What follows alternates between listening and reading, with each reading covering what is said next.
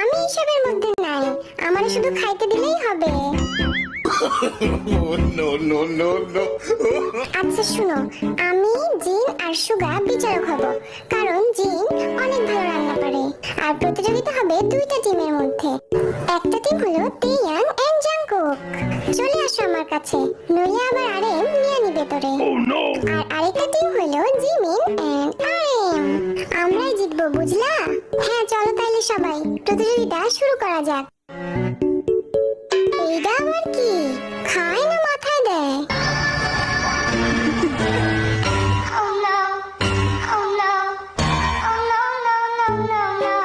অ্যাপ্রনই পড়তে পারে না, তাইলে আবার আমাদের সাথে জিতবে কেমনে?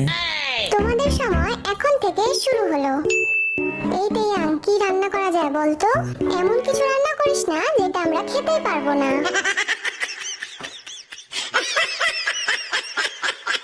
শোন, সসগুলা মিশাই দে সব। এটা কিসের সস? দে আমি দেখি। না ভাই, আমি রোজা আছি, দাঁড়া আমি টেস্ট করি।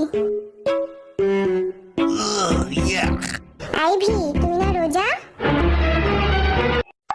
একটু ভুল করে খাইলে কিছু হয় না, বেশি বইকো না, মন দিয়ে রান্না করতে দাও।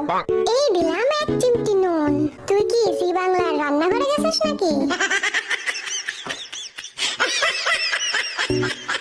এইগুলা কেমনে কাটে?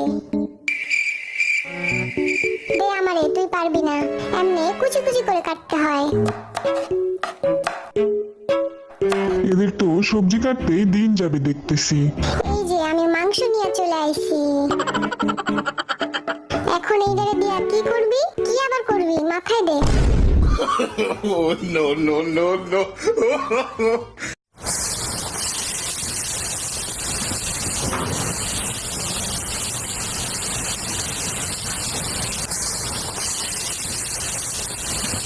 আমি একটু চাখা দেখি লবণ ঠিক হয়েছে কিনা।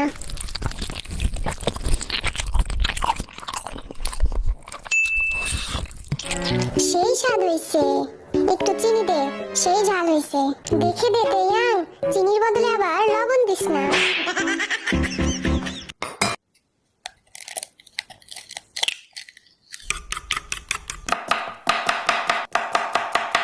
এই যে আমি আসতেছি তোমাদের রান্না পরিভ্রমণ করতে।